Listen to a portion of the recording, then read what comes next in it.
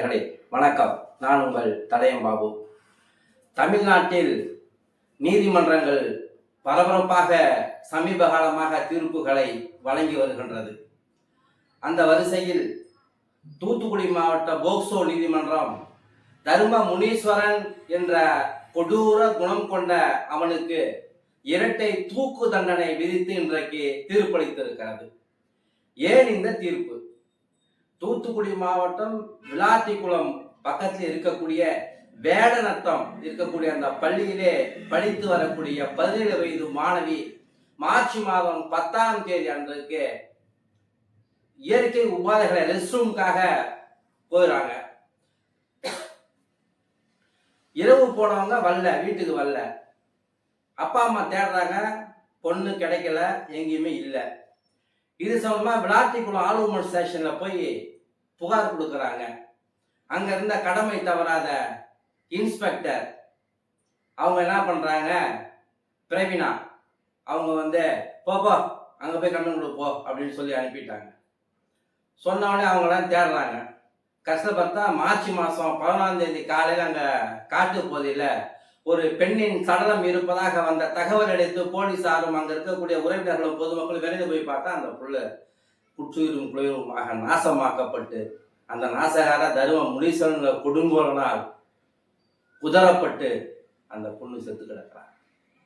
பார்த்து ஊரே துடிக்கிறது. யார் அந்த கொடூர செயலை செய்த அந்த கொலகாரன் கொடியவன் யார் தெரியற வரைக்கும் நாங்க பாடிய வாங்கவே மாட்டோம்னு 10 நாளைக்கு மேலாக அங்க இருக்கக்கூடிய பைபாஸ்ல சாலை மறியல் போராட்டங்கள் தொடர்ந்து நடைபெற்றது.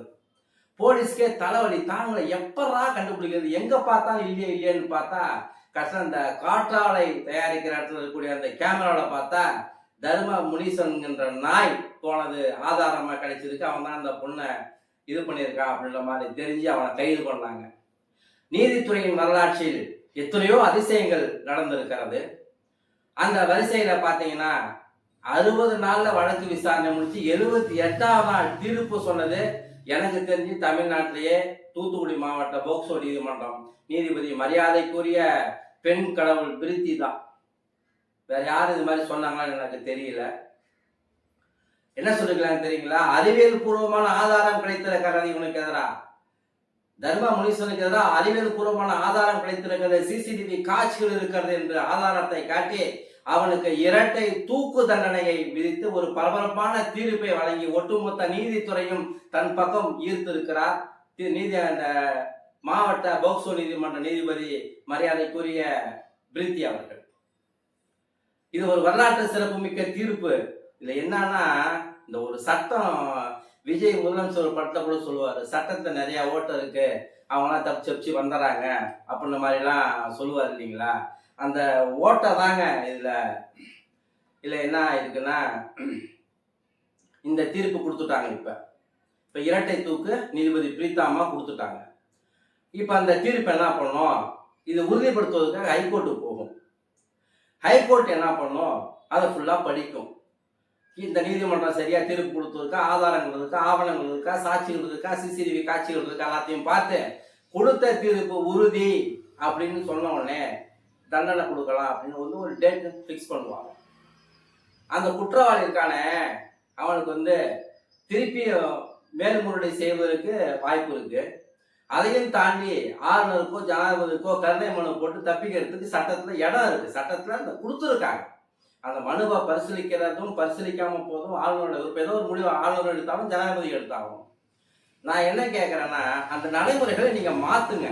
இதே போல கொடூர புத்தி கொண்ட கொலைகார நாய்களை விசாரணை நீதிமன்றம் தீர்ப்பு கொடுத்த பிறகு அதை சென்னை உயர்நீதிமன்றம் உறுதி செய்த பின்பு அவனை எந்த மேல்முறையீடு செய்யாம தடுத்து அவனுக்கு தூக்கு தண்டனை கொடுக்கின்ற மாதிரி ஒரு சட்ட திருத்தத்தை நம்முடைய இந்திய அரசாங்கமும் நிறைவேற்ற வேண்டும். அதுக்குண்டான சட்ட வரைவு முன்வரைவு மசோதாக்களை நீங்க கொண்டு வந்து அதை ஜனாதிபதி சட்டமாக்கணும். ஏன்னா இந்த மாதிரி நாய்கள்லாம் என்ன பண்ணுவோம், ஃபாரின்ல போடுற மாதிரி டக்கு சுட்டு கொண்டுவான், அது கிடைச்சிருவான்.